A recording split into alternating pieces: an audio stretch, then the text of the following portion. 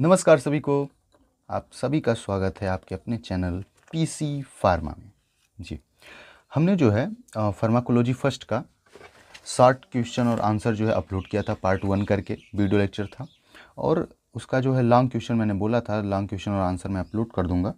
तो वो आज इस वीडियो लेक्चर में हम डिस्कस करने वाले हैं और उसको आप अच्छे से देख लेंगे तो आपका कोलॉजी का पेपर जो है प्रॉपर एकदम तैयार हो जाएगा और अच्छे से आप उसको लिख पाएंगे, समझ पाएंगे और उसके बारे में जान पाएंगे। ठीक है, तो ये चीज़ें पार्ट 2 ये से वीडियो लेक्चर होने वाला है फार्माकोलॉजी का। ठीक है, और उसको जो पार्ट 1 है मैं इस वीडियो के डिस्क्रिप्शन लिंक में ऐड कर दूंगा, तो आप लोग ज़रूर देख लीजिएगा भैया। उसमें मैंने 15-16 क्वेश्चन ऐड किए थे और जिसको आप प्रॉपरली अगर देखेंगे तो बहुत अच्छे तरीके से उसमें 60 नोट अगर पूछ दे 7 नंबर में तो भी उससे रिलेटेड आप लिख सकते हैं। 2-2 नंबर के लिए भी उसमें पर्याप्त क्वेश्चन और आंसर थे जो कि मैंने बहुत अच्छे से समझाया था। आप ज़रूर देखिएगा भैया एक बार उसको, अपने पेपर को अच्छे से देने के लिए और पेपर लिख के खुश हो जाने के लिए। ठीक है ना। चलिए, तो इसमें देखिए मैंने जो क्वेश्चन और आंसर सेट किए हैं, क्वेश्चन और आंसर जो क्वेश्चन का आंसर लिखा है उसको देख लेते हैं फटाफट हम लोग। तो देखिए, important long question and answer for या ऑफ फार्माकोलॉजी फर्स्ट। ठीक है, जो महत्वपूर्ण क्वेश्चन है लंबे बड़े जो भी हैं उनके आंसर के साथ हम लोग ये देखने वाले हैं वीडियो लेक्चर। और इसमें क्वेश्चन जो है मैंने 15 सेट किए हैं। इसमें जनरली कुछ चीज़ों को बस मैंने इसलिए मेंशन किया है ताकि हम लोग ये ना सोच के चलें कि यही आएगा एक्चुअल में, क्योंकि भैया क्वेश्चन पेपर सेट करने वाला तो भाई उसकी माइंड रीडिंग तो हम लोग करके बैठे नहीं है कि सामने से जानते हैं क्या है कैसा है कुछ ऐसा कुछ। तो हम लोग थोड़ा सा बैकअप में भी लेके चलेंगे चीज़ों को कि ये नहीं तो ये सही, ये नहीं तो ये सही। ठीक है ना। ओके, हाँ चलिए तो देख लेते हैं। पहला क्वेश्चन मैंने सेट किया, right A note on essential drug concept. Essential drug concept पे हमें नोट लिखना है, टिप्पणी करनी है। ठीक है, एसेंशियल का मतलब होता है आवश्यक और ड्रग का मतलब दवाई और कंसेप्ट का मतलब आवश्यक और आवश्यक दवा का क्या कंसेप्ट है, क्या सिद्धांत है, इसको हमें समझाना है। ठीक, तो देख लेते हैं भैया। तो इसका बस सीधे सीधे मीन होता है ना आवश्यक दवाइयों का कंसेप्ट का, कि जो भी हमारे सोसाइटी में या फिर हमें जो इंडिविजुअल हैं हमको अति आवश्यक दवाई है उसी के बारे में हमें समझा देना है। तो इसको डिफाइन कैसे करते हैं देख लीजिए। According to WHO, essential drug are drug that satisfy the priority health care need of population. WHO world health organization के अनुसार एसेंशियल दवाई जो है ऐसी दवाइयाँ हैं जो कि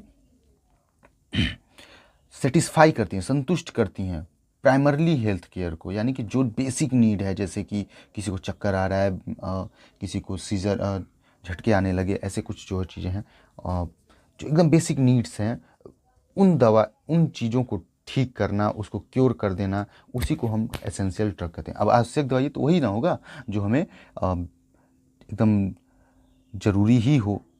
जैसे हम लोग को खाने पीने में पानी एकदम नीड ही है, आवश्यक है, तो एसेंशियल हो गया, एसेंशियल न्यूट्रिशन के लिए जो है पानी हो गया और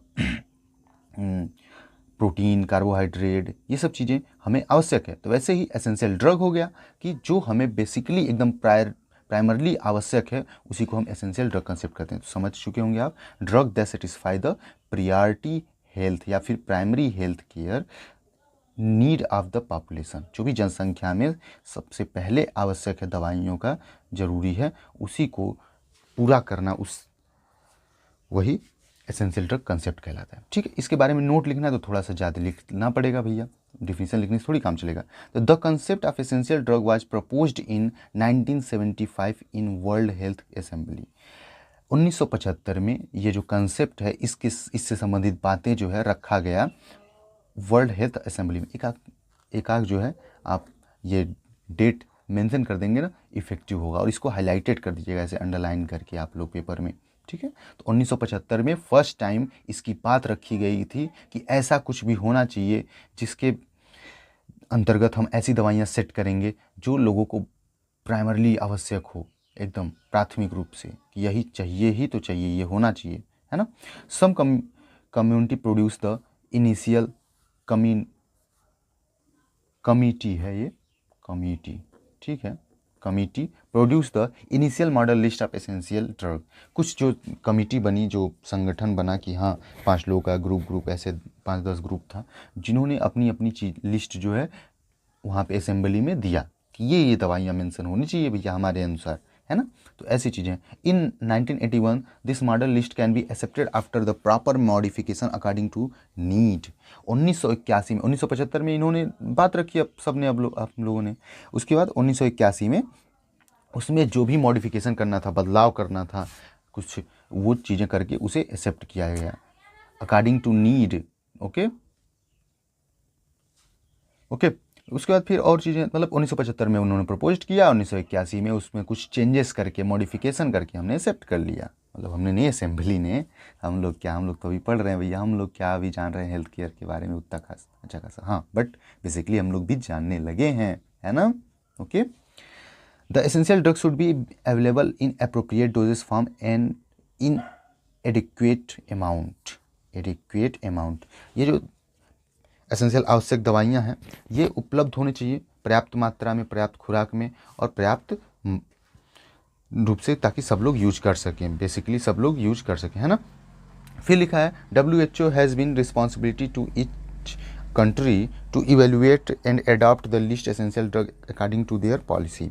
WHO ने, वर्ल्ड हेल्थ ऑर्गेनाइजेशन ने कहा कि भैया सबकी जिम्मेदारी, सभी देशों की, वो अपने अनुसार जो है जांच करें, इवेल्युएट, और जैसा अनुकूल हो उस हिसाब से लिस्ट बनाएं। जैसे अब कह सकते हैं कि ये क्या सीन हो गया भैया, जैसे कि आप जानते हैं भारत में कुछ अलग बीमारियां ज़्यादा प्रभावी हैं और दूसरे जगहों पे कुछ अलग बीमारियां प्रभावी हैं, तो उस हिसाब से ही तो लिस्ट बनेगा ना, ठीक है। तो ये चीज़ें उन्होंने कहा, समझ गए आप एसेंशियल ड्रग कंसेप्ट। इसमें थोड़ी सी और चीज़ें हैं, जैसे कि ये देखिए, criteria principle of essential drug concept, ठीक है। क्राइटेरिया से मीन आप समझते ही हैं, क्राइटेरिया मतलब क्या क्या चीज़ें इनको फॉलो करना ही पड़ेगा। जैसे कि हम लोगों को बी फार्मा करने के लिए क्या क्राइटेरिया है कि हमें इंटर पास होना ही चाहिए कम से कम, है ना।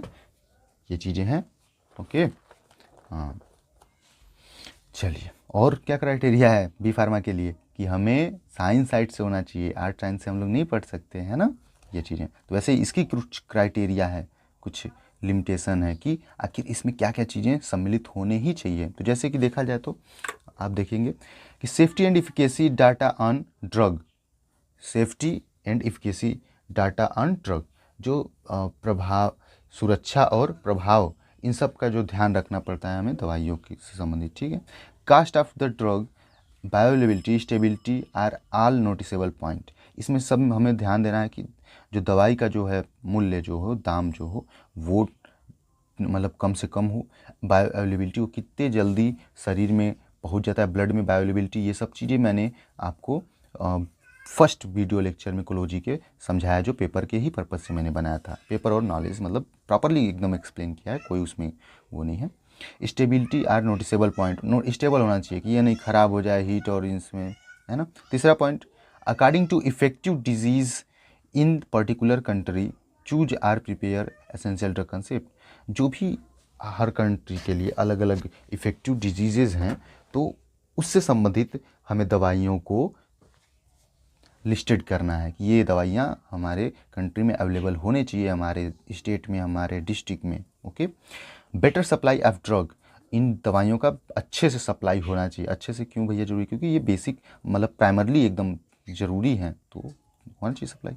फिर है easier to storage and dispensing of drug, easy storage, यानी कि ऐसा नहीं कि स्टोरेज कंडीशन बहुत ही एकदम एक्सपेंसिव हो कि नहीं फ्रीज़ रखना ही पड़ेगा आपको और पूरा रूम का टेम्परेचर मेंटेन करना पड़े, उसको सूखे में ना रख पाए, ख़राब हो जाए, तो ये सब चीज़ें थोड़ा सा हमें ध्यान रखना पड़ता है। डिस्पेंसिंग आसानी से हो पाए। Better recognization of adverse drug reaction in particular population, उसका जो एडवर्स ड्रग रिएक्शन है, ये मैंने सेक्शन पार्ट 1 फार्माकोलॉजी के ये सब टर्म्स मैंने पढ़ाए हैं और ये 2 नंबर में पूछ भी देते हैं, आपको भी पता है। तो ये चीज़ें हमको ध्यान रखना पड़ता है कि आसानी से चीज़ें जान पाएँ इन दवाइयों का जो नुकसान हो पाए अगर कुछ। तो providing good quality of lower caste, हमें अब भाई जानते हैं कि जो वहाँ जिस भी देश की जो जनसंख्या है, वहाँ के जो इंडिविजुअल्स हैं, वही वहाँ के ग्रोथ फैक्टर हैं या फिर वही उस देश की इकनॉमी या फिर डेवलपमेंट के लिए रिस्पॉन्सिबल होते हैं। तो गुड क्वालिटी देना है आपको और कम से कम दाम पे देना है ताकि ये सब चीज़ें फॉलो हो पाएँ। Okay done. तो ये था एसेंशियल ड्रग कंसेप्ट। जो आवश्यक दवाइयाँ हैं उसको प्राइमरली सोसाइटी में इंडिविजुअल्स या पेशेंट के बीच में अवेलेबल कराया जाए, उनको सेटिस्फाई करे, वही एसेंशियल ड्रग कंसेप्ट है। ओके दूसरा क्वेश्चन मैंने सेट किया, discuss various route of drug administration and also mention advantage and disadvantage. हमें various route of drug administration बताना है। अब आपको ये पढ़ भी चुके हैं आप, हम लोग बस लास्ट मोमेंट में हम लोग रिवाइज कर रहे हैं, है ना। अब 1-2 घंटे के वीडियो लेक्चर में हम 2-3 पार्ट में क्या क्या पढ़ लेंगे, लेकिन हाँ ये बूस्टर की तरह काम करता है, बूस्ट करता है हमारे प्रिपरेशन को, है ना। ठीक है ओके। तो इसमें देखिए वेरियस रूट, जो ढेर सारे हम रास्ते हमारे शरीर से हमने चुना हुआ है, हमारे डॉक्टरों ने, हमारे साइंटिस्टों ने, जो कि इस रास्ते से हम दवाई को दे सकते हैं तो अच्छे से काम करेगा, उसके बारे में डिस्कस करना है और उनसे संबंधित जो नुकसान और फ़ायदे हैं उनको भी बताना है हमें। ओके तो यही इस क्वेश्चन का पूरा मतलब है। तो देख लेते हैं फटाफट क्या चीज़ें हैं भाई। ओके देखिए, तो रूट ऑफ ड्रग एडमिनिस्ट्रेशन में, route of drug administration is the path या way by which the drug is introduced into the body. ये जो ड्रग एडमिनिस्ट्रेशन है, दवा को प्रसारित करने का जो रास्ता है, इसको हम एक रास्ता या तरीका बोलते हैं जिसके द्वारा हम दवाई को शरीर में पहुंचाते हैं। ओके ठीक है ना, ये चीज़ें हैं। The choice of route of drug administration depends on, जो हम आखिर रास्ता चुनते हैं कि नहीं ये वाला इनको मुंह में खिला दीजिए, ये वाला इनको नाक में डाल दीजिए, ये चीज़ें भाफ की तरीके से दे देंगे, ये चीज़ें इंजेक्शन लगा देंगे, तो आखिर वो दवाई फिक्स कैसे किया गया, तो वो बोल रहा है ना, किस पे डिपेंड करता है। तो properties of drug like liquid, solid and semi solid, दवाई का क्या प्रॉपर्टीज़ है, गुण है उस पर कि वो लिक्विड है ना। तो लिक्विड है तो आप जानते हैं कि इसको आप किसी भी तरीके से यूज़ कर सकते हैं, ओरली भी ले सकते हैं, इंजेक्शन के रूप में भी ले सकते हैं, है ना, टॉपिकली भी ले सकते हैं, स्किन पे लगा भी सकते हैं, कैसे भी चल सकता है, ठीक है ना। और सॉलिड है तो ये आपको ध्यान रखना पड़ेगा, आप इंजेक्शन नहीं दे सकते सॉलिड वाला, है ना, ये चीज़ें हैं। हाँ उसको डाइल्यूट करके डिस्टिल वाटर के साथ तो हम देते भी हैं। ओके सेमी सॉलिड है तो आप जानते हैं खाने के काम में भी आ सकता है और लगाने के काम आ सकता है, लेकिन इंजेक्टेड वल नहीं है ना, हम इंजेक्शन नहीं दे सकते। दूसरा पॉइंट लिखा है on the action of duration like rapid onset action of term of administration restricted a local site, कितने देर में हमको काम चाहिए उस हिसाब से भी हम दवाई का जो है रूट फिक्स करते हैं। जैसे कि ओरली लेंगे तो थोड़ा समय लगेगा, इंजेक्शन के रूप में देंगे तो जल्दी से जल्दी काम करेगा, धड़ा तुरंत ज्यों आप इंजेक्शन लगाएं त्यों काम करना शुरू, क्योंकि वो ब्लड में पहुंचना है हमें, चाहे मुंह के रास्ते दें, चाहे लगाएं, चाहे कैसे भी। तो वो जब आप ब्लड में डायरेक्ट लगा दे रहे हैं नस में, ऐसे जो होता है यहाँ पे, जैसे भी ऐसी सब चीज़ें, तो तुरंत काम करेगा, जाहिर सी बात है। अब देखिए various route of drug administration, यहाँ पे थोड़ी सी बात कर लेते हैं फटाफट हम, एक चार्ट वाइज जो चीज़ें हैं। देखिए 3 कैटेगरी में बटा हुआ है मेनली, इंटेरल, पेरेंटल, टॉपिकल। इंटेरल, पेरेंटल और टॉपिकल, ओके ये आपको लिख देना है, बहुत इफेक्टिव होगा आपके लिए, आप पेपर में अगर लिखते हैं तो, अगर पूछता है तो। इंटेरल पूछेगा ही, चिंता मत करिए, ये अगर मैंने 14-15 क्वेश्चन सेट किए हैं तो इसमें से आपको लगभग 20 नंबर उधर छोड़ दीजिए, वो तो पार्ट 1 का था सेक्शन, जो बचता है 55 नंबर, 55 में से कम 40 नंबर के करीब ये क्वेश्चन आ जाएंगे इसमें से। ओके ये मैं कह सकता हूँ दावे से भैया। ओके तो इंटेरल क्या होता है, इंटेरल का यहाँ पे देखिए, इंटेरल में पहले तो समझ लीजिए, this route is involve any part of the gastrointestinal tract. Enteral का मतलब है एक ऐसा रास्ता जिसके सारे हम दवाई देते हैं जो कि हमारा गैस्ट्रोइंटेस्टाइनल ट्रैक्ट से ही जुड़ा हुआ होता है। गैस्ट्रोइंटेस्टाइनल ट्रैक्ट आप समझते हैं, जो ओरल कैविटी से लेके और रेक्टल कैविटी होता है वहाँ तक का जो रूट होता है उसी को हम क्या बोलते हैं, गैस्ट्रोइंटेस्टाइनल ट्रैक्ट। अगर यहाँ से हम ओरल कैविटी स्टार्ट किए हैं भैया, आप अगर पेपर में चाहें, अगर आपको मतलब समय है और ज़रूरत लगे कि मुझे बनाना चाहिए तो आप बना भी सकते हैं। यहीं से नेजल कैविटी भी होता है, आपको पता है ना, तो आप बना भी सकते हैं, डायग्राम वगैरह ऐसे बना दीजिए प्रॉपर, क्या दिक्कत है। ये थोड़ा सा ठीक है, अच्छा ही है, कोई ना। यहाँ पे देखिए ओरल कैविटी, ईसोफेगस, या ओइसोफेगस बोलते हैं, स्टोमक हो गया, ये ड्यूडेनम हो गया। फिर आगे बढ़ता है तो बड़ी आंत वाला पोर्शन आ जाता है, जो ऐसे कुछ ऐसे हम बनाते हैं, हम बस समझाने के लिए बना रहे हैं। ओके, कुछ इस टाइप से होता है, ये अपेंडिक्स होता है ना, यहाँ पे ये खुला रहेगा भाई। ओके,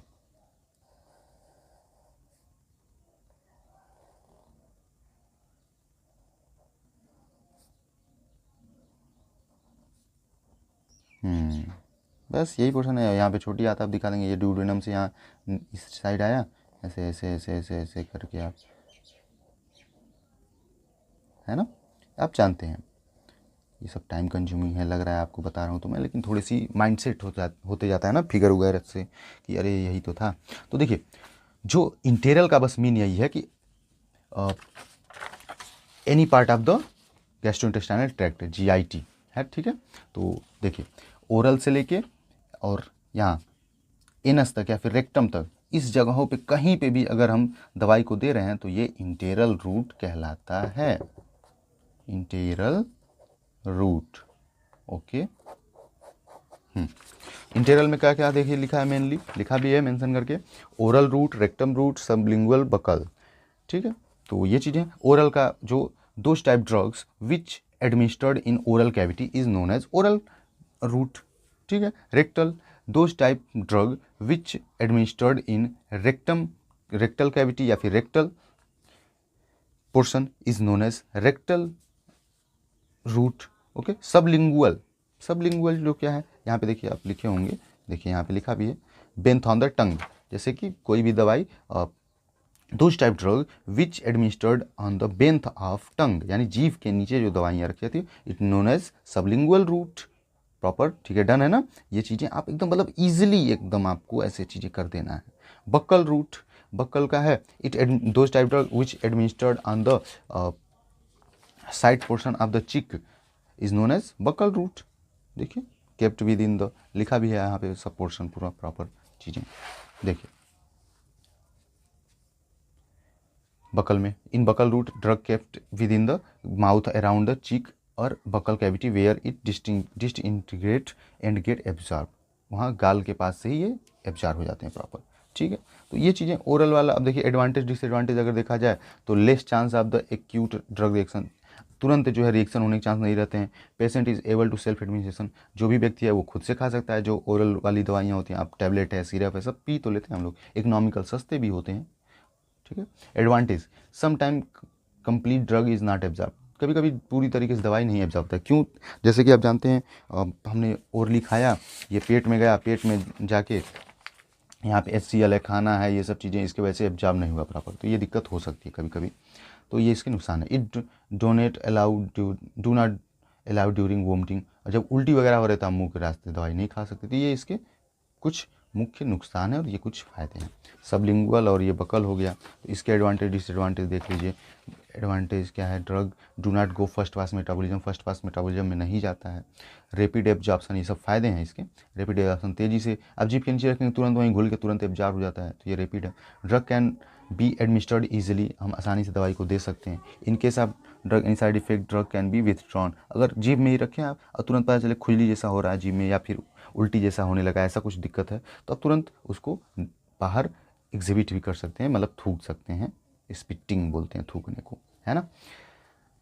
डिसएडवांटेज ऑफ सबलिंगुअल और बकल रूट, इसका क्या डिसएडवांटेज है, नुकसान क्या है, अनप्लीजेंट, मतलब स्वाद जो है बेकार सा हो सकता है, दिक्कत होगी। Irritant drug can not be administered in mouth, जो इरिटेंट है मतलब जो थोड़ा सा हमें इरिटेट करे, इरिटेट मतलब डिस्कम्फर्ट कर दे, उनको हम नहीं दे सकते मुंह के रास्ते, ये सब चीज़ें। और हैवियर ड्रग से मीन है कि जिसका मॉलिक्यूलर साइज ज़्यादा हो उसको हम नहीं दे सकते, क्योंकि छोटे छोटे पोर्ट्स हैं उसमें से वो एब्जॉर्ब होंगे ही नहीं, है ना। ओके, रेक्टल रूट वहीं लिखा था, तो रेक्टल रूट आपको बताया ही था, those type drug which administered in the rectal portion या फिर rectal route is known as rectal route. Okay, done. Merit क्या है इसके, usually when patient is suffering to nausea vomiting, जब इसे हम पेशेंट को तब देते हैं अधिकतम जब पेशेंट जो है नाउजिया वोमिटिंग उल्टी या फिर मिचली हो रहा है उसे, तो दे सकते हैं, तो ये फ़ायदा ही तो है। This route avoid the first pass metabolism, first pass metabolism भी इसमें नहीं होता। फर्स्ट पास मेटाबॉलिज्म आप कहेंगे क्या है? फर्स्ट पास मेटाबॉलिज्म का मतलब होता है भैया, यहाँ से जब पूरा आती है दवाई ऐसे आंत में पहुंची तो यहीं से हेपेटिक वेन्स और आर्टरी गई होती हैं लीवर के पास। यहाँ लीवर अगर हम बना दें ऐसे कुछ लीवर, तो यहीं से ऐसे मान लो ऐसे दिखा दें हम, ऐसे गई है। तो जब लीवर के पास, आपको पता है, आपने मेटाबॉलिज्म वगैरह के बारे में थोड़ा बहुत पढ़ा है कि लीवर जो बहुत तेज़ी से इनको ख़त्म करने का काम करता है, तो वही चीज़ें हैं। तो लीवर जो है, लीवर में दवाई नहीं पहुंचती है, रेक्टम वगैरह में आप जब दवाई देते हैं तो वो डायरेक्ट ब्लड में पहुंचती है, तो वो पूरे शरीर में घूमते हुए पहुंचेगी। और जो डायरेक्ट आंत से यहाँ पहुंच रही है और उसको न्यूट्रलाइज किया जा रहा है, उसमें छाटा पीटा जा रहा है कि नहीं ये ज़रूरी है, हमें ये नहीं ज़रूरी, हम इतने मात्रा में नहीं जाने देंगे, क्या कर लोगे, ऐसा कुछ जो होता है वो लीवर के द्वारा होता है। तो रेक्टम वगैरह के द्वारा ये चीज़ें नहीं हो पाती हैं। Okay done. तो ये आपने देख लिया जो है इंटेरल रूट। इंटेरल के बाद है पेरेंट्रल रूट। पेरेंट्रल रूट का आप क्या सीन है भैया, तो देख लेते हैं। इसके बाद होगा पेज आपका, एक सेकेंड, बस बस बस बस, है ना। चलिए देखिए यहीं पे क्या चीज़ें लिखा है। Parenteral route done. Parenteral route में क्या है? Parenteral drug administer refers to drug given by route other than digestive system. मतलब ऐसा एक रास्ता है जिसमें हम दवाइयों को जीआई ट्रैक्ट के अलावा देते हैं। जीआई ट्रैक्ट वो था जो मुंह से और रेक्टम तक दिया जाता था, तो इंटेरल था, और उसके अलावा जिस रास्ते से भी हम देते हैं उसे पेरेंटल रूट कहते हैं। ठीक है। The term parental is usually used for drug given bye injection और इन्फ्यूजन। इस टर्म का पेरेंटल का मेनली मीन यही होता है कि कोई भी दवाई जो है हम इंजेक्शन के थ्रू दे रहे हैं। ठीक है। देखिए पेरेंटल एडमिनिस्ट्रेशन है मेनली फॉलोइंग रूट्स। इसमें कई रूट हैं मुख्य रूप से, तो देख लेते हैं कौन कौन से थे। यहाँ पे लिखा था, मेनली यहीं पे बात कर लेंगे हम लोग, लाइन बाय लाइन देखने से कोई मतलब नहीं है खास। इंट्रावेनस जो हम आईवी भी बोलते हैं शॉर्ट फॉर्म में, आईवी, ठीक है, इसमें नसों में इंजेक्शन लगाया जाता है। इंट्रामस्कुलर, जो इंट्रा का मतलब ही होता है अंदर और मस्कुलर मतलब मसल्स, तो मसल्स के अंदर जब लगाया जाता है तो इंट्रामस्कुलर। सबक्यूटनस, जब जो है ना स्किन के जो लेयर्स होती हैं उसमें जब लगाया जाता है तो उसे सबक्यूटनस बोल दिया जाता है। इनहेलेशनल, जो आपके ये सबक्यूटनस लेयर, ये सबक्यूटनस जो है ना ये तीसरी लेयर है हमारा। डर्मिस होता है स्किन में, ऐसे अगर बना दें हम, यहाँ पे डर्मिस होता है बाहर वाला जो दिख रहा है हमें सब चीज़, अंदर इसके इपिडर्मिस, फिर होता है इंडोडर्मिस। अरे यार, इपिडर्मिस, डर्मिस, इंडोडर्मिस ये होता है, सॉरी मैंने भूल गया। इपिडर्मिस, इंडोडर्मिस, डर्मिस, ये चीज़ें हैं। तो या फिर इसी को यार सॉरी भैया sorry, epidermis, dermis, endodermis, endodermis को ही सबक्यूटनस लेयर बोलते हैं, सॉरी कन्फ्यूज़न के लिए। हाँ ठीक है ना। तो तीसरी लेयर में जब इंजेक्शन लगता है तो उसी को सबक्यूटनस बोलते हैं, जैसे कि इंसुलिन वगैरह आपने सुना होगा लगता है वहीं पे। इनहेलेशनल, जो हम नेज़ल रूट से इन सब चीज़ से जब इंटर करते हैं, जैसे अस्थमा के पेशेंट को पंप जो किया जाता है, इनहेलर दिया जाता है। ट्रांसडर्मल, जो डर्मिस लेयर में लगाया जाए उसी को ट्रांसडर्मल बोलते हैं। टॉपिकल में क्या होता है, जो पाउडर वगैरह लगाए जाते हैं उसी को टॉपिकल रूट कहते हैं। तो नुकसान क्या हो सकते हैं, अब देखिए आईवी का क्या हो सकता है, तुरंत आप लगाएंगे, ये सब फायदे हैं, तुरंत काम करेगा। नुकसान क्या होगा इसका, इन्फेक्शन या फिर रिएक्शन करने के एडवर्स इफेक्ट के भी चांसेस ज़्यादा रहेंगे। ठीक है। और पेनफुल होता है, और जो है एक वेल ट्रेंड पर्सन की ज़रूरत होती है। तो ये सब इंट्रावेनस के नुकसान है। इंट्रामस्कुलर में क्या है, जो है इसमें भी एक ट्रेंड पर्सन चाहिए, और जहाँ पे लगाएंगे वहाँ पे दर्द हो सकता है, ये भी तेज़ी से काम करता है, ये फ़ायदे हैं इसके। सबक्यूटनस क्या है, ये भी वेल ट्रेंड पर्सन चाहिए कहीं ना कहीं लगाने के लिए, और इजीली एब्जॉर्ब नहीं होता, ये सब चीज़ें इसके नुकसान है। इनहेलेशनल, इसमें इक्विपमेंट चाहिए तो वो थोड़ा महंगा होता है, तो इसलिए इनहेलेशन का ये नुकसान है। फ़ायदे भी हैं कि ये आसानी से इंसान ले भी सकता है ना। ट्रांसडर्मल में जो है टर्मिस में लगाया जाता है ये चीज़ें। टॉपिकल आप समझिए, those type drug which administered on the topical, यानी external portion of the skin is known as topical route, है ना। डन। तो आपने ये रूट के बारे में थोड़ा सा पढ़ लिया, फार्मासिस्ट चंदन के द्वारा डिस्कस किया आप लोगों ने। Okay done. तो ये चीज़ें थी आपका दूसरा क्वेश्चन के बारे में, तो ठीक है, ये चीज़ें हो गया। अब तीसरी क्वेश्चन हम देख लेंगे यहीं पे आपका। ये यूनिट फर्स्ट से 4 क्वेश्चन मैंने सेट किया है। तो तीसरा क्वेश्चन है, discuss the membrane transport membrane transport, membrane आपको पता है ये झिल्ली जो बोलते हैं, मेम्ब्रेन ट्रांसपोर्ट का मतलब आना जाना, ले जाना और ले आना, है ना। तो इसके बारे में हमको डिस्कस कर लेना, क्योंकि आप पूरी दवाई पढ़ रहे हैं, फार्माकोलॉजी का मतलब ये स्टडी ऑफ ड्रग, तो आखिर दवाई कैसे अंदर बाहर जा रही है, तो ये भी आपको शॉर्ट नोट में पूछ देता है, तो इसलिए मैंने कंपलसरी लिखा है पढ़ने के लिए। तो अब इसको देख लेंगे, मेम्ब्रेन ट्रांसपोर्ट, ठीक है जी। तो हम लोग सेल मेम्ब्रेन को थोड़ा सा जान लेंगे, उसके बाद मेम्ब्रेन ट्रांसपोर्ट के बारे में कि आखिर सेल मेम्ब्रेन जो बोल रहे हैं, झिल्ली जो है, उसके सहायता से कैसे जा रहे हैं। तो सेल मेम्ब्रेन थोड़ा सा देख लीजिए, अगर डायग्राम आपको याद रहे तो बहुत सिंपल सा होता है, आप बना सकते हैं ऐसे, ये कलरफुल है थोड़ा सा, ठीक है। आप ऐसे यहाँ पे ऐसे बनाएंगे एक सर्कल नुमा, और यहाँ पे टेल्स, हेड और टेल्स होता है ना, ऐसे बना देते हैं प्रॉपर दोनों तरफ से, और बीच बीच में ये सब प्रोटीन के मॉलिक्यूल होते हैं, चैनल्स होते हैं जो आने जाने देते हैं, है ना। तो देखिए, cell membrane act as a selectively permeable membrane allowing only certain substance to pass through it. जो सेल मेम्ब्रेन है, कोशिका की झिल्ली है, ये कुछ चुनिंदा चीज़ों को ही अंदर बाहर जाने देती है, अलाउ करती है, उनको परमिशन देती है, ठीक है, ये चीज़ें हैं। और एच एस सिंगर और एल निकोलसन जी ने इसको फ्लूइड मोज़ेक मॉडल के द्वारा समझाया भी था। ओके, ऐसे चीज़ें हैं। हाइड्रोफोबिक जो नीचे वाला होता है, और जो ऊपर वाला है लिपोफिलिक होता है, ये चीज़ें। प्रोटीन मॉलिक्यूल हैं, ये देखिए, इंटीग्रल प्रोटीन या फिर चैनल्स आप लिख सकते हैं, ऐसे चीज़ें हैं। Non polar, polar, done, okay, ठीक है, ये चीज़ें हैं। मेम्ब्रेन ट्रांसपोर्ट हमें मेनली समझना है, membrane transport in the transport of drug molecule across the cell membrane following mechanism are involve. Membrane transport में जो ये चीज़ें इन्वॉल्व होती हैं, ठीक है, तो देख लेते हैं। मेम्ब्रेन ट्रांसपोर्ट का मीनिंग है कि the by the help of या through the help of membrane transported any drug substance, nutrition substance across the cell membrane is known as membrane transport, ठीक है। एक तरफ से दूसरे तरफ या one side to another side transportation of drug is known as membrane transport. आप sentence कैसे भी लिखिए, आप वाक्य को लिखिए और अपने नॉलेज को एक्सप्लेन करिए प्रॉपर, यही तो एग्जामिनर को चाहिए कि आपने ये पढ़ा है और आप ये जानते हैं, इसलिए मुझे बता रहे हैं तो मैं नंबर दूंगा, बात खत्म, ठीक है ना। सेंटेंस आप अपने से लिखिए, कोई दिक्कत नहीं है, ये नहीं कि हमने जो लाइन बाय लाइन दिखाया बताया वही आप लिखिए, कोई ज़रूरत नहीं है। आप बस मीन समझाइए कि क्या मीन है, व्हाट आई वांट से, ठीक है। चलिए, तो देखिए ये 5-6 तरीके होते हैं, ठीक है ना, इसमें 2-3-4 आप या 5 समझ लेते हैं। Passive diffusion, active diffusion transport, pore transport, carrier mediated transport, ion pair transport, endocytosis, ये ई रहेगा, इंडोसाइटोसिस, ठीक है। तो इसको देख लेते हैं हम क्या है भाई, चलिए। डिफ्यूजन पैसिव या फिर passive diffusion. The passive transport is the process by which molecule transfer from higher concentration region to lower concentration region. इसका बस पैसिव का मीन यही है कि हायर कंसंट्रेशन से लोअर कंसंट्रेशन की तरफ दवा को जाने दिया जाता है मेम्ब्रेन से। जैसे कि ये मेम्ब्रेन है, देखिए मेम्ब्रेन लिखा है, और हायर कंसंट्रेशन यानी दवाई यहाँ पे ढेर सारी है चीज़ें, और कम इधर है, इधर से इधर जाने दिया जाता है। तो ये दवाई के भी ऊपर डिपेंड करता है और हमारे बॉडी के फिजियोलॉजी के ऊपर भी डिपेंड करता है ना। तो पैसिव ट्रांसपोर्ट या फिर पैसिव डिफ्यूजन समझ चुके। दोज प्रोसेस या passive transport is the process by which molecule transfer from high concentration to lower concentration, ठीक है, ये होता है आपका पैसिव डिफ्यूजन। आपको ये सब चीज़ें याद रहे तो डायग्राम आप बना दीजिए, बहुत सिंपल तो है, एक मेम्ब्रेन दिखाइए और दोनों तरफ कंसंट्रेशन दिखा दीजिए, हायर टू लोअर इंडिकेट कर दीजिए एरो से।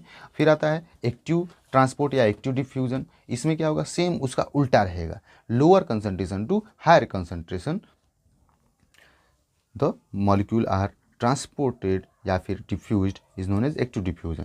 और इसमें एटीपी की रिक्वायरमेंट होती है, जैसे कि हम भी क्या करते हैं, जब नीचे से ऊपर की तरफ जाना रहता है तो हमें ऊर्जा की आवश्यकता होती है, और अगर ऊपर से नीचे की तरफ आना है तो आराम से ऐसे स्मूथली उतर गए, है ना। तो ये चीज़ें सेम यहाँ पे भी हमारे बॉडी के अंदर भी अलाउ होता है।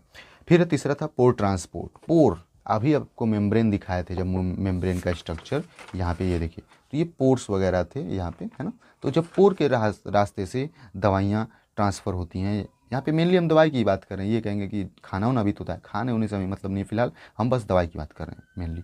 पोर transport is also known as filtration.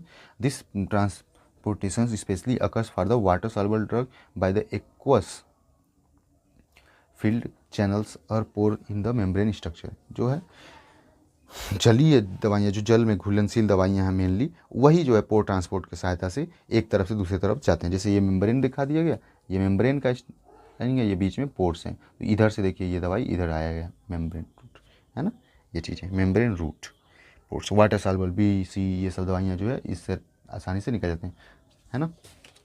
Okay चलिए, चौथा है carrier mediated transport. Carrier mediated से क्या मतलब, कैरियर मतलब ढोने वाला, मेडिएटेड मतलब बीच वाला, और ट्रांसपोर्ट करा है। ऐसा कौन सा है जो बीच वाला, जो ढो के दवाइयों को इस पार से उस पार करता है। तो जैसे कि यहाँ पे मेम्ब्रेन बना दिया गया है और यहाँ पे कैरियर वाला है, ढोने वाला है, और ये है दवाइयाँ, ये दवाइयाँ हैं, ये ढोने वाला है और ये मेम्ब्रेन है। तो वही चीज़ें लिखा है कि it is a transport process that combine a chemical reaction with in diffusion process. The solute है फर्स्ट टू रिएक्ट और बाइंड विद कैरियर। इसमें होता क्या है, जो सल्यूट या जो घुला हुआ है दवाई या जो भी चीज़ें हैं वो आके रिएक्ट करते हैं या फिर जुड़ जाते हैं जो कैरियर है उससे। Then carrier is transport to the one side membrane to another side drug, जिसे SLC भी बोलते हैं, सल्यूट कैरियर ट्रांसपोर्ट भी बोलते हैं, ठीक है ना। तो ये प्रॉपर चीज़ें हैं। आयन पेयर ट्रांसपोर्ट क्या क्या मीन है, आयंस का मतलब समझते हैं आप, पॉजिटिव और नेगेटिव चार्ज इस पर है, पेयर मतलब जोड़ी बना लेना और ट्रांसपोर्ट करवा दें। तो ion pair transport is depends on the pH condition because the drug are prepared for a specific pH range. pH जो आपको पता है कि 1 to 14 तक रेंज दिखाया जाता है, जिसपे एसिडिक और बेसिक नेचर की चीज़ें होती हैं। तो आपको पता है पॉजिटिव और नेगेटिव आयंस वगैरह भी डिपेंड करता है ना। तो वो ट्रांसपोर्टेशन जब हो तो उसी को आयन पेयर ट्रांसपोर्टेशन कहते हैं।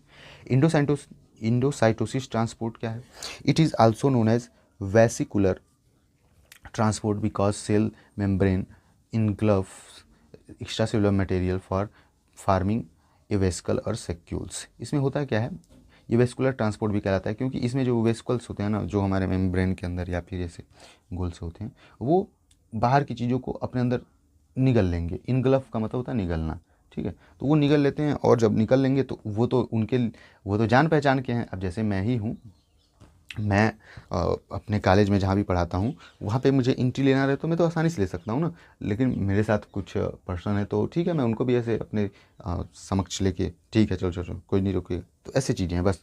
इसमें भी वेस्कल्स जो रहते हैं वो अपने अंदर चीज़ों को ले लेते हैं और उनको एक तरफ से दूसरी तरफ ट्रांसफ़र करवा देते हैं और वो जाके अपना काम करने लगते हैं धड़ाधड़। और ये दो तरीके का होता है, फैगोसाइटोसिस और पिनोसाइटोसिस। फैगो का मीन होता है कि फैगोसाइटोसिस और पिनोसाइटोसिस। फैगो, पिन्नो का मतलब पीने से संबंधित है और फैगो मतलब खाने से। तो सेल ईटिंग और सेल ड्रिंकिंग भी इनको बोलते हैं। समझ चुके हैं आप, ये क्वेश्चन आपका हो गया। तो ये आपको अगर आए तो भैया लिख के आइएगा और एक से दो बार वीडियो लेक्चर देख लीजिए, आपको समझ जाएंगे। और जब भी आप पढ़िए ना तो आप इसको ऐसे बंद करके वीडियो को पच करके तुरंत ऐसे रिवाइज करिए। अच्छा इट मीन्स ये वैसे आप कर सकते हैं प्रॉपर। अगला क्वेश्चन क्या है हमारा, right in detail about ADME and it's factor affecting. ये अक्सर पूछता नहीं है, लेकिन आपको पता है कि मेटाबॉलिज्म जो है 10 नंबर में आपके मेडिसिनल केमिस्ट्री में पूछा भी था। तो अगर वो पूछे तो आप ज़रूर लिख दीजिएगा। लेकिन और भी चीज़ें हैं जो एब्जॉर्प्शन, डिस्ट्रीब्यूशन, मेटाबॉलिज्म, एक्सक्रीशन, तो इन चारों को पूछे अगर तो आपको लिखना तो पड़ेगा ना। चारों में से कोई भी पूछ दे तो, और उसके फैक्टर अफेक्टिंग की क्या क्या प्रभावित करते हैं, तो इसको थोड़ा सा मैं समझा दूंगा आपको और आप उससे समझ जाएंगे कि कैसे लिखना है प्रॉपर। ओके डन जी। तो एडीएमई है तो पहले ए का मतलब एब्जॉर्प्शन, डी का मतलब डिस्ट्रीब्यूशन, और एम का मतलब मेटाबॉलिज्म, और ई का मतलब एक्सक्रीशन। आप जानते हैं भली बात। तो थोड़ा सा मैं यहाँ पे चीज़ें आपको समझाने की कोशिश करूँगा बस। चलिए देखिए, तो ड्रग एब्जॉर्प्शन क्या है, movement of drug from its site of administration to blood plasma या blood circulation is known as absorption. यानी जहाँ से हम दवाई दे रहे हैं, जैसे हमने मुख के रास्ते लिया, मुंह के रास्ते टैबलेट खाया और रिच इन ब्लड स्ट्रीम, वो ब्लड में पहुंच जाए, उसी को हम एब्जॉर्प्शन कहते हैं। समझ आ रही बात आपको, ठीक है ना। आपने इंजेक्शन लगाया तो जो पेरेंटल वाला होता है ना उस पर लागू ही नहीं होता है एब्जॉर्प्शन, क्योंकि उसमें फुल्ली एब्जॉर्प्शन होता है या बायोअवेलेबिलिटी होता है ना। तो movement of drug from its site of administration to blood plasma या drugs blood circulation is known as absorption. इसी को हम एब्जॉर्प्शन कहते हैं। By the help of transport membrane process absorption of drug occurs. अभी हमने ट्रांसपोर्ट मेम्ब्रेन समझा, जैसे झिल्ली के रास्ते से अंदर जाना, उसी को हम ट्रांसपोर्ट मेमोरी करता है, तो उसी पर डिपेंड करता है। जब वो जाने देगा तभी तो ड्रग एब्जॉर्प्शन होगा, नहीं तो होगा ही नहीं। Except intravenous injection absorption is important for all route administration. इसमें देखिए एक्सेप्ट है, मतलब मत है कि इंट्रावेनस इंजेक्शन को छोड़ के और सब जो है एब्जॉर्प्शन वाले चीज़ों को फॉलो करते हैं, है ना। टाइप्स ऑफ ड्रग एब्जॉर्प्शन, ये चीज़ें हैं पैसिव, ट्रांसपोर्ट, एक्टिव और इंडोसाइटोसिस। अभी हमने ये सब पढ़ा है ना एब्जॉर्प्शन का, अगर टाइप देखा जाए तो ये डिप्लोमा के सिलेबस से, ये थोड़ा सा सिलेबस इस था। नोट्स तो अब भाई जरूरी थोड़ी बी फार्मा के लिए अलग से लिखा जाए, वही चीज़ें हैं सेम, तो वही बता देते हैं। तो एब्जॉर्प्शन आप समझ चुके हैं, ड्रग एडमिनिस्ट्रेशन साइट से रिच इन ब्लड स्ट्रीम। ऐसे आप ये एरो वगैरह करके भी इंडिकेट करके हाईलाइटेड करके दिखा सकते हैं। हाईलाइटेड का मतलब बस ब्लैक ब्लू से ही, है ना, तो वो समझ जाएगा कि हाँ बंदा जानता है। फैक्टर की बात करें तो आखिर क्या क्या चीज़ें रोक सकती हैं उन चीज़ों को होने से। पेशेंट एज, पेशेंट से एक disease condition due to doses form, doses form कैसा है, लिक्विड है, सॉलिड है ना। Protein binding, particle size of drug, इन सबसे ये अफेक्टेड होता है। आप कैसे कहते हैं पेशेंटेज, देखिए बहुत सिंपली सेंटेंसेस लिखा गया है यहाँ पे, तो हम देख लेंगे उसको। जैसे कि पेशेंटेज में है the absorption of affected by individuals age because in reducing age absorption and bioavailability are also reduce it observed. अगर जो है एज अगर जो है कम हो रहा है, मतलब कम है, तो बच्चा है अभी या फिर बूढ़ा है व्यक्ति, तो दोनों कंडीशन में एब्जॉर्प्शन जो है व्यक्ति का प्रभावित होता है। हम लोग जो एडल्ट हैं, जैसे हम लोग पढ़ रहे हैं, अब एडल्ट ही पढ़ रहे हैं बी फार्मा, मतलब 20 साल 25 साल 30 साल तक यही है एज हम लोग की, ठीक है ना। किसी का 18 साल भी है, ठीक है, 18 साल 19 साल, तो हम लोग का थोड़ा पर चल रहा है। तो इसलिए पेशेंट से जो पेशेंट है मरीज है, उसका लिंग क्या है उस पर भी डिपेंड करता है, क्योंकि the absorption are affected by sex because many anatomically and physiological change occurs in the male and female. क्योंकि महिला और पुरुष में बहुत से एनाटॉमिकली मतलब बनावट में और उसके कार्य में थोड़े से चेंजेस होते हैं, इसलिए ये इससे भी प्रभावित होता है। Like proportion of muscular and adipose tissue also alter the absorption, क्योंकि मसल्स और एडिपोज टिश्यू इनका जो भी मात्रा है ज़्यादा होता है। महिलाओं में एडिपोज टिश्यू, फैटी टिश्यू ज़्यादा होते हैं, है ना, तो इससे जो है एब्जॉर्प्शन अलग अलग हो जाता है। डिजीज़ कंडीशन, व्यक्ति की बीमारी की अवस्था क्या है, तो उस पर भी एब्जॉर्प्शन डिपेंड करता है। जैसे कि diseases like gastrointestinal ulcer, acidity, achlorhydria, diarrhoea, ठीक है। जैसे कि अगर उसी के पेट वोट में ऐसे अल्सर है तो अच्छे से प्रॉपर वो पचेगा ही नहीं दवाई, तो एब्जॉर्ब कहाँ से होगा। एसिडिटी, उसे अगर एसिड की मात्रा ज़्यादा हो रही है तो भी एब्जॉर्बेंस में दिक्कत आएगी। डायरिया हो रहा है, लूज मोशन, तो भी लूज मोशन होगा तो फिकस के साथ बाहर ही निकल जाएगा दवाई, फटाफट तुरंत खाएगा, तुरंत आधे घंटे 10 मिनट में 20 मिनट में जब वो चला जाएगा लैट्रिन, तो दवाई तो बाहर ही निकल जाएगी ना। कुछ आंत में कुछ देर रुकेगा तब तो एब्जॉर्ब होगा, ब्लड में पहुँचेगा। कॉन्स्टिपेशन है तो भी दिक्कत होगा, तो ये चीज़ें हैं। ड्यू टू डोजेस फॉर्म पे भी डिपेंड करता है। जैसे कि the dosage form greatly affect the drug absorption by the different solubility properties and other properties, decrease order of drugs availability। इसके वजह से जो है जो क्या है डोजेज फॉर्म की वजह से एब्जॉर्प्शन जो है प्रभावित होता है, कि वो कैसे घुलता है, कैसे क्या चीज़ें डिसइंटीग्रेट होता है। जैसे कि सोल्यूशन ग्रेटर देन इमल्सन, जो सोल्यूशन होता है विलियन, वो आसानी से हमारे अंदर एब्जॉर्ब होगा। इमल्सन उससे कम, इमल्सन से कम सस्पेंशन, सस्पेंशन से कम कैप्सूल, कैप्सूल से कम टैबलेट। ये ऑर्डर है जिसके वजह से एब्जॉर्प्शन होता है, जिसके थ्रू हम एब्जॉर्प्शन को समझ सकते हैं, है ना। तो ये हो गया आपका एब्जॉर्प्शन। प्रोटीन बाइंडिंग इसी में आ जाता है, और पार्टिकल साइज। प्रोटीन बाइंडिंग आपने फिजिकल फार्मास्यूटिक्स में पढ़ा था, तो मैं एक्सप्लेन नहीं कर रहा हूँ। पार्टिकल साइज आप समझते हैं, पार्टिकल साइज छोटा रहेगा तो एब्जॉर्प्शन तेज़ी से होगा, अच्छे से होगा, ठीक है, और अगर बड़ा होगा तो नहीं हो पाएगा। अब आता है इसी में बायोअवेलेबिलिटी, आपको समझाया था। बायोअवेलेबिलिटी मैंने 2 नंबर वाले में समझाया, यहाँ पे कोई ज़रूरत नहीं समझने की, 60 नोट पूछ दे। और बायोअवेलेबिलिटी के जो भी फैक्टर अगर लिखने हैं तो आप सेम वही एब्जॉर्प्शन वाले आप फैक्टर लिख सकते हैं। ड्रग डिस्ट्रीब्यूशन आप समझ लेंगे हम जी। ड्रग डिस्ट्रीब्यूशन है ना, आपने एब्जॉर्प्शन देखा। एब्जॉर्प्शन में हो क्या रहा था, हम खा रहे थे दवाई और ब्लड में पहुंचने की चीज़ों को ड्रग एब्जॉर्प्शन बोल रहे थे। और बायोअवेलेबिलिटी होता है ब्लड में कितनी मात्रा में दवा पहुंचा, वो बायोअवेलेबिलिटी। लेकिन ड्रग डिस्ट्रीब्यूशन का क्या मीन है कि दवाई कैसे वितरित हुआ है या फिर ब्लड में फैला, उसी को ड्रग डिस्ट्रीब्यूशन बोलते हैं। जैसे लिखा है sentence, drug distribution is defined as the body in body, drug get absorbed in blood and travel to the target tissue or organ। दवाई जो है एब्जॉर्ब हो जाए और टिश्यूज़ के पास, जहाँ भी अंग या टिश्यूज़ है जहाँ पे जाना चाहिए वहाँ पे दवाई का बंटवारा हो जाए या पहुँच जाए, उसी को ड्रग डिस्ट्रीब्यूशन कहते हैं। जैसे कि absorb drug in blood stream, absorb जो हुआ है दवाई वो ब्लड स्ट्रीम में प्रेजेंट है, हमारे ब्लड में प्रेजेंट है। ट्रांसपोर्टेशन, उसका ट्रांसपोर्टेशन हुआ, वो मतलब ले जाया गया। Reach drug eight target tissue और आर्गन, ठीक है ना, और वो दवाई जो है पहुंच गया आपके टारगेट टिश्यू और आर्गन के पास, तो उसी को ट्रांसपोर्टेशन बोलते हैं, सॉरी ड्रग डिस्ट्रीब्यूशन बोलते हैं। Okay, drug distribution depends on the plasma protein binding, ये प्लाज्मा प्रोटीन बाइंडिंग पे ही डिपेंड करता है, ठीक है। जब जो हमारे प्लाज्मा में जो ग्लोबुलर और ये एंड क्या बोलते हैं प्रोटीन जो प्रेजेंट है, ग्लोबुलिन और एल्बुमिन, सॉरी मैंने नाम ग्लोबुलर बोल दिया, तो उस पर डिपेंड करता है कि वो कैसे बाइंड कर। Reversible protein binding, protein drug binding, irreversible protein binding, protein drug binding.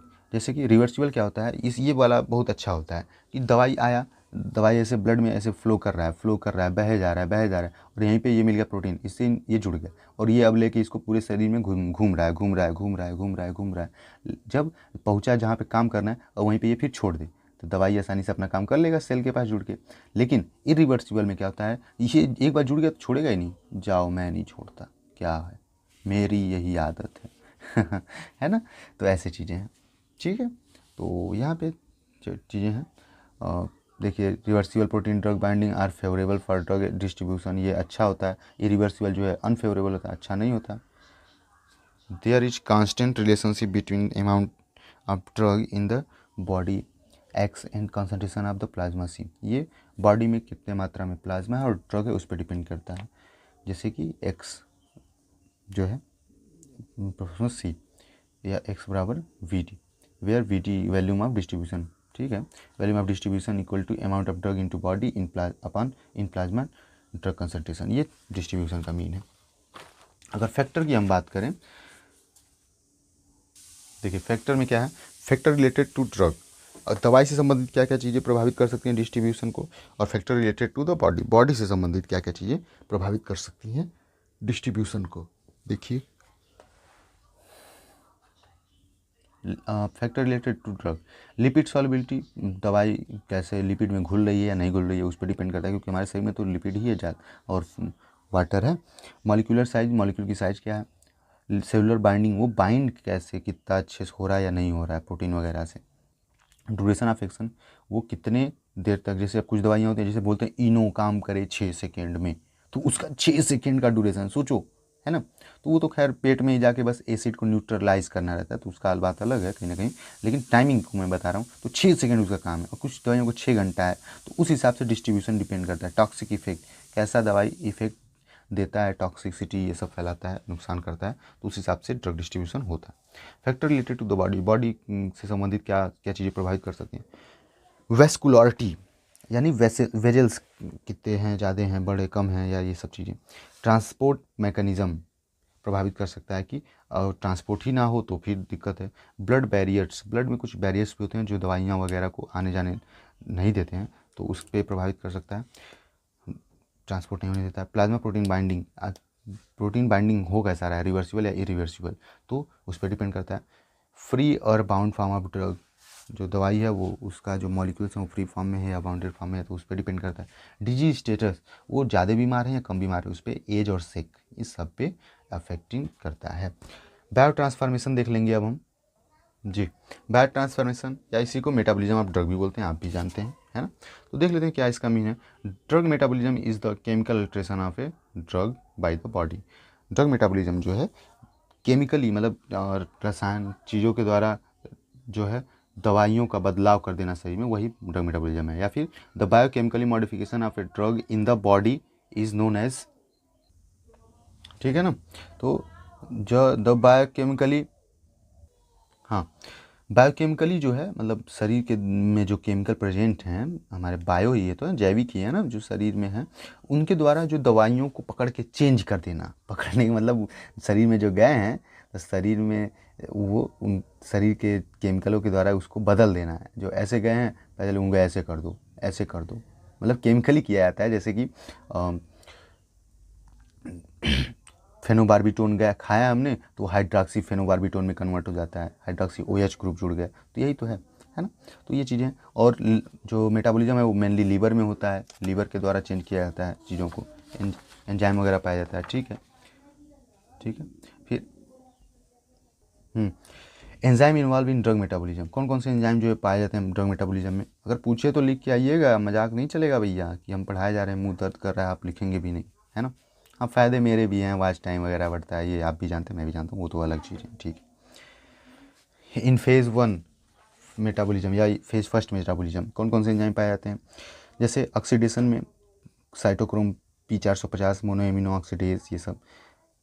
NADPH है, निकोटिनामाइड, एडेनिन डाइन्यूक्लियोटाइड फास्फेट है। एस्टरेज एमाइडेज है, हाइड्रोलिसिस में ये पाए जाते हैं। फेज़ 2 में, तो फेज़ फर्स्ट में ये एंजाइम्स थे, और फेज़ 2 में जो है आप 3-4 मेनली एंजाइम पाए थे। अब एंजाइम अलग अलग इसलिए है क्योंकि अलग अलग रिएक्शंस होते हैं, तो इसलिए अलग अलग एंजाइम वहाँ पे उपलब्ध होते हैं जो रिएक्शन को बढ़ा देते हैं और तेज़ी से दवाई जो है कन्वर्ट होकर शरीर से बाहर निकल जाता है। जैसे कि मेथिल ट्रांसफरेज जो है मेथाइलेशन में रोल प्ले करता है, सल्फो ट्रांसफरेज जो है सल्फोनेशन में, और एन एस्टिल ट्रांसफरेज जो है एसाइलेशन में, और UDP या फिर ग्लूकोरोनी ट्रांसफरेज जो है ये ग्लूकोराइनेडेशन में यूज होता है। ठीक है। Organ involve in drug metabolism, कौन कौन से अंग जो इन्वॉल्व है? तो लीवर है मेनली, और लंग्स है, किडनी, और IT इंटेस्टाइनल ट्रैक्ट, ये भी कहीं ना कहीं रोल अदा करते हैं आपके मेटाबॉलिज्म में। ठीक है। और वहीं पे मैकेनिज्म मैंने लिखा है नीचे इसको समझ लेंगे एक, देखिए ग्राफ के द्वारा बड़े मज़ेदार तरीके से। देखिए मैकेनिज्म, ड्रग है, यहाँ पे ड्रग, आपने ड्रग खाया, ठीक है, बात खत्म, शरीर में घूम रहा है, तो दो मैकेनिज्म है, फेज़ फर्स्ट और फेज़ सेकेंड, इसी के द्वारा उनका मेटाबॉलिज्म होगा। और मेटाबॉलिज्म के बाद जो बचता है ना, जैसे दवाई है और यहाँ पे बीच में रिएक्शन हुआ, ये रिएक्शन हो रहा है, और यहाँ पे जो आएगा अब इसको बोलेंगे मेटाबोलाइट। ड्रग, मेटाबॉलिज्म, मेटाबोलाइट, जो बचेगा उसे क्या बोलते हैं? मेटाबोलाइट। दोज प्रोडक्ट या फिर those product are found after metabolism is known as metabolites. Okay. तो जैसे कि फेज़ फर्स्ट रिएक्शन हो रहा है मेटाबॉलिज्म का, ठीक है। तो इसमें देखिए हो क्या रहा है चीज़ें फेज़ फर्स्ट में, ऑक्सीडेशन, रिडक्शन और हाइड्रोलिसिस, अभी मैंने एंजाइम्स के नाम बताए थे ना, तो इस केमिकल रिएक्शन के द्वारा यहाँ पे मेटाबोलाइट मिलेगा हमें। ये तीनों रिएक्शन और भी रिएक्शंस होते हैं, इनके द्वारा हमें फेज़ फर्स्ट में मेटाबोलाइट मिलेगा, दवाई का चेंजिंग रूप। तो ये होता क्या है ना, फेज़ फर्स्ट में फेज़ सेकेंड में बहुत बेसिक सा एक बहुत अंतर है। क्या है? एक्टिव और इनएक्टिव। जब फेज़ फर्स्ट में रिएक्शन होगा तो एक्टिव और इनएक्टिव दवाई का फॉर्म मिल सकता है। अब कहेंगे कि ये क्या मतलब एक्टिव इनएक्टिव से? इनएक्टिव से मतलब है हमें बस मेटाबोलाइट मिलना चाहिए, ऐसा ना कि वो शरीर से बाहर निकलने योग्य हो जाए, सीधी सी बात है। हमें दवाई जो है मेटाबॉलिज्म के बाद ऐसा मिलना चाहिए जो शरीर से अब बाहर निकलने के योग्य हो जाए, क्योंकि शरीर में घूमता रहेगा तो शरीर को नुकसान पहुंचाएगा ना, वो बहुत ज़्यादा मात्रा में हम दवाई खाएंगे तो, इसीलिए तो शरीर से बाहर निकल जाता है। तभी तो दिन में 3 बार 2 बार ऐसे दवाइयाँ खाना पड़ता है। एक बार खाए, 2-3 घंटे शरीर में रहा, काम किया, फिर बाहर निकल जाता है, तो उसके बाद फिर हमें दोबारा खाना पड़ता है या फिर तीसरे बार खाना पड़ता है। 24 घंटे में ऐसे ऐसे होते हैं। और कुछ दवाइयाँ होते हैं जो एक ही बार खाना पड़ता है। तो ये चीज़ें डिफरेंस हो पाता है किसके वजह से? मेटाबॉलिज्म की वजह से। ओके। तो फेज़ फर्स्ट में ये होता है कि एक्टिव और इनएक्टिव दोनों मिल सकता है, यानी कि दवाई जो है निकलने योग्य हो गई है शरीर से, और कभी कभी ना योग्य है, मतलब योग्य नहीं है निकलने की, तो इसलिए फेज़ 2 रिएक्शन फिर होता है। तो फेज़ 2 में देखिए क्या है, मेटाबोलाइट जो है फेज़ 2 रिएक्शन हुआ, तो यहाँ पे कुछ ये चीज़ें होती हैं, ठीक है। तो ये चीज़ें हैं फेज़ 2 में। अब फेज़ 2 में बस यही होता है कि वो ड्रग को एक्टिव से इनएक्टिव ही बनाएगा, वो शरीर से निकलने योग्य बना के ही छोड़ेगा। ये फेज़ 2 में पावर है या कैपेसिटी है, या ऐसा ही रिएक्शन के द्वारा होता है।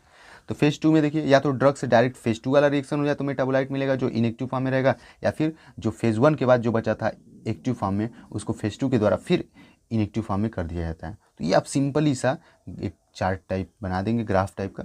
ड्रग एरो करके फेज़ 1 जिसमें 3 रिएक्शन हो रहे हैं, फेज़ 2 यहाँ से दिखा दीजिए, और 1 के मेटाबोलाइट से फेज़ 2 भी फिर से दिखाना पड़ता है, क्योंकि कभी कभी यहाँ पे एक्टिव फॉर्म में ही दवाई मिलती है, ठीक है ना। तो ये हो गया आपका मैकेनिज्म। डन।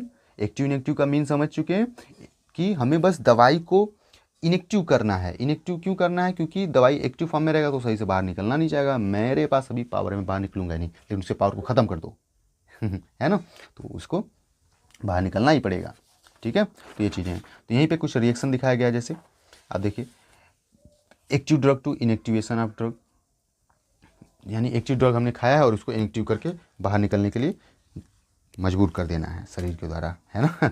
जैसे कि फेनोबार्बिटोन एग्जाम्पल है, फेनोबार्बिटोन एक्टिव फॉर्म में है, ठीक है, जो कि लीवर के द्वारा लीवर में मेटाबॉलिज्म होता है, मतलब रिएक्शन वगैरह होते हैं, और मिलता क्या है इनएक्टिव फॉर्म में हाइड्रोक्सी फेनोबार्बिटोन। हाइड्रोक्सी देखिए OH ग्रुप जुड़ गया फेनोबार्बिटोन के साथ, ठीक है। यहाँ पे हम लोग वो नहीं पढ़ रहे हैं मेडिसिनल केमिस्ट्री की, हम लोग स्ट्रक्चर बना के दिखाएंगे, बस ऐसे आप लिख दीजिए, प्रॉपर हो जाएगा, प्रॉपर एकदम नंबर मिल जाएगा आपको। तो ये हो गया एक्टिव टू इनएक्टिवेशन या फिर इनएक्टिव फॉर्म।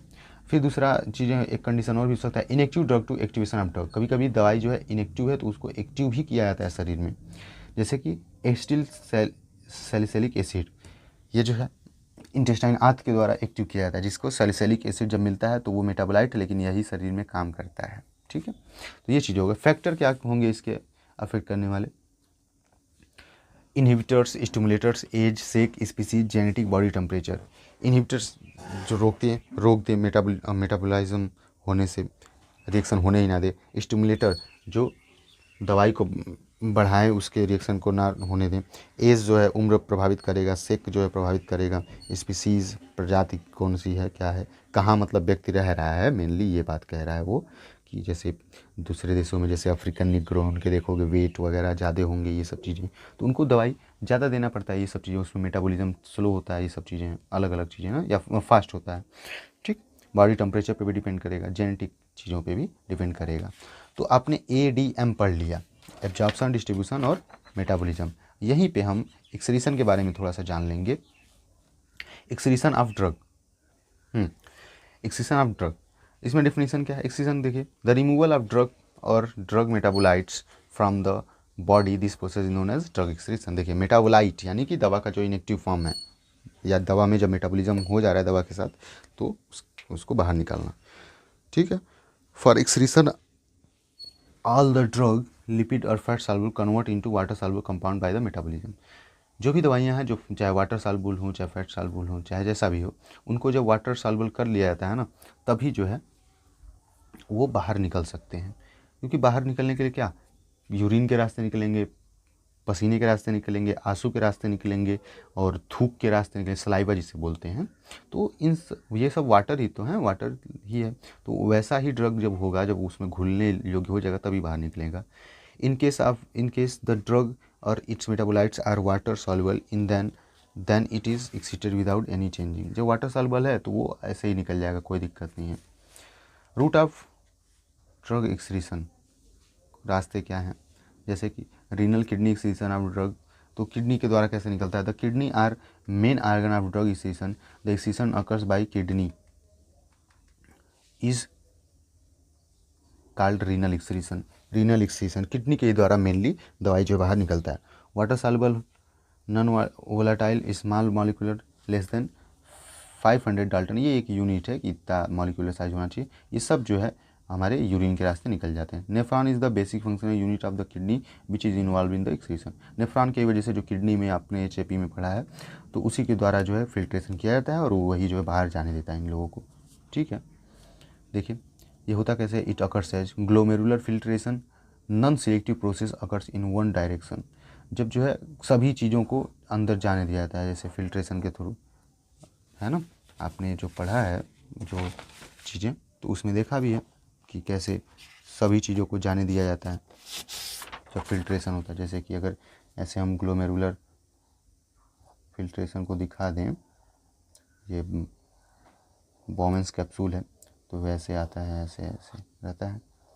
तो जब ब्लड ज़्यादा प्रेशर से आता है तो तेज़ी से एकदम इंटर कर जाता है, तो उसी को ग्लोमेरुलर फिल्ट्रेशन कहते हैं। Non selective process occurs in the direction. Tubular reabsorption, जब अब सब चीज़ें अंदर घुस गई, लेकिन अब भाई इसमें कुछ चीज़ें हमें ज़रूरत भी है, प्रोटीन वगैरह ये सब चीज़ें नहीं जानी चाहिए बाहर, तो selective process when filtrate enter the proximal tube. यहाँ पे अब चीज़ें जो भी चुनिंदा चीज़ें हैं उनको बाहर फिर से एक सोख लिया जाएगा और चीज़ों को आगे बढ़ा दिया जाएगा। Tubular secretion, the plasma is cleared from unwanted substance by tubular secretion. Plasma जो है हमारा ब्लड प्लाज्मा जो है उसमें से जो भी चीज़ें अनवांटेड जो भी हैं उनको बाहर अब यूरिन के रूप में भेज दिया जाएगा। इसी को रीनल एक्सक्रीशन बोल देते हैं। नॉन रीनल एक्सक्रीशन थोड़ा सा समझ लेंगे। नॉन रीनल का मतलब ये है कि किडनी के द्वारा नहीं हो रहा है जो, तो this excretion is not occurs to the kidney या occurs by the kidney. In this excretion involve many organ like lungs, biliary system, intestine, salivary gland, sweat gland. इसमें जो है फेफड़े शामिल हैं, बाइलियरी सिस्टम, बाइलियरी सिस्टम से मतलब क्या है, बाइल जूस जो पित्तरस निकलता है, आंत भी शामिल है, सलाइवरी ग्लैंड लार, हम थूकते वगैरह हैं तो भी वो बाहर निकल जाते हैं, स्वेट ग्लैंड पसीने वाली ग्रंथ, ये सब शामिल हैं। जेनाइटल आर्गन, जेनाइटल आर्गन मतलब सीमेन वगैरह में भी ड्रग वगैरह की थोड़ी बहुत मात्रा आती है। वेजिनल सिक्रीशन जो होता है, वाटरी फ्लूइड जो निकलता है उससे भी ड्रग की मात्रा कुछ निकल जाती है। मेमरी एक्सक्रीशन, दूध जब पिलाया जाता है तो माताओं के द्वारा, मतलब जो भी फीमेल हैं तो उनके रास्ते भी दवाई बाहर निकल जाता है। तो यहाँ पे देख लीजिए अब फैक्टर अफेक्टिंग एक्सक्रीशन क्या क्या सीन है। मॉलिक्यूलर वेट, अगर मॉलिक्यूलर वेट ज़्यादा रहेगा तो नहीं होगा एक्सक्रीशन, जाहिर सी बात है। लिपिड सॉल्युबिलिटी, लिपिड सॉल्युबिलिटी कैसी है, वो मतलब लिपिड में ही सॉल्युबल रहता है, इसकी वाटर सॉल्युबल हो जाता है फिर, तो उस पर डिपेंड करता है। वॉल्यूम ऑफ डिस्ट्रीब्यूशन, कितनी दवाइयाँ जो है डिस्ट्रीब्यूट हुई हैं, यानी ब्लड में हर जगह पे फैली पड़ी हैं। रीनल ब्लड फ्लो, किडनी के पास कितनी अच्छे से ब्लड फ्लो हो रहा है या नहीं हो रहा है, अच्छे से होगा तो अच्छे से जो फिल्ट्रेशन होगा और दवाई बाहर निकल जाएगी। बाइंडिंग कैरेक्टरिस्टिक, वो रिवर्सिबल है या इरिवर्सिबल, ठीक है ना, रिवर्सिबल होगा तो तेज़ी से जो है रीनल एक्सक्रीशन होगा, ये नहीं हो, ये इरिवर्सिबल होगा तो थोड़ा दिक्कत होगी। पीएच ऑफ यूरिन, यूरिन का पीएच क्या है, और डिजीज स्टेटस, अगर किसी को किडनी से ही संबंधित बीमारी है तो वो कहाँ से उसका शरीर में दवाई जो है फिल्टर होकर बाहर निकलेगी, ये सब दिक्कतें आती हैं। तो ये आपने एडीएमई पढ़ लिया। अगर इन चारों में से कोई भी पूछे तो लिख के आना फैक्टर वगैरह भैया, ये नहीं कि छोड़ दें। हाँ ठीक है, ओके ठीक है। तो ये चीज़ें आपने समझा, लगभग 56 मिनट की वीडियो हो गई, लेकिन ये समझिए बात को, इसमें जो है मैंने पूरी चीज़ों को डिस्कस किया इसलिए लेट लगा, और इसके आगे जो है ना बहुत छोटे छोटे टॉपिक्स हैं, तो ये मतलब जल्दी ख़त्म हो जाएंगे। तो मैं सोच रहा हूँ कि एक पार्ट और बना दे रहा हूँ। अगर आप यहाँ तक वीडियो देखें तो सेकेंड पार्ट मैं अपलोड कर दूँगा, अभी जस्ट तुरंत रिकॉर्डिंग करूँगा बस पार्ट करने के लिए, ताकि आप बोर ना हो जाइए, और अपलोड करने में भी मुझे आसानी होगी, क्योंकि ज़्यादा जब लंबा वीडियो होता है तो बहुत ज़्यादा MB लगता है, डाटा लगता है, तो थोड़ा सा वेट करना पड़ेगा मुझे। तो छोटा छोटा रहेगा, 2 पार्ट में भी अपलोड हो जाएगा, है ना। और मुझे पता है एक ही दिन बचा है, तो लेकिन एक बार वीडियो देख लेंगे आप तो ज़रूर सहायता मिलेगी आपको, है ना, आपको चीज़ें समझ आ जाएंगी। जो एक्सप्लेनेशन मैंने किया है थोड़ा बहुत, उससे आपको चीज़ें समझ आ जाएंगी। तो ओके, यहाँ तक आपने देखा है तो बहुत बहुत धन्यवाद, आपने अपना समय दिया, और आपका आशा करता हूँ आपको चीज़ें समझ आई होंगी। तो थोड़ा सा PC फार्मा को स्प्रेड करिए, और आप ये वीडियो लेक्चर अपने फ्रेंड्स के साथ शेयर कर सकते हैं। थोड़ा सा बैकग्राउंड में नॉइस आया होगा, मैं समझ सकता हूँ, क्योंकि मेरा लोकेशन जो है चेंज है, इस समय मैं घर पे आया हूँ, तो थोड़ा सा दिक्कत हो सकती है। ओके, तो डन, मैं सेकेंड पार्ट तुरंत अपलोड करूँगा इसके बाद ही जस्ट। ओके ब्रदर, ठीक है, टेक केयर, बाय बाय। आप लोग पढ़ते रहिए, और सेकेंड पार्ट, थर्ड पार्ट जो होगा, फर्स्ट तो जो क्या था, शॉर्ट क्वेश्चन आंसर था, और ये लॉन्ग का फर्स्ट हो गया, और इसके बाद सेकेंड बस ख़त्म। आप ज़रूर देख लीजिएगा। Bye bye.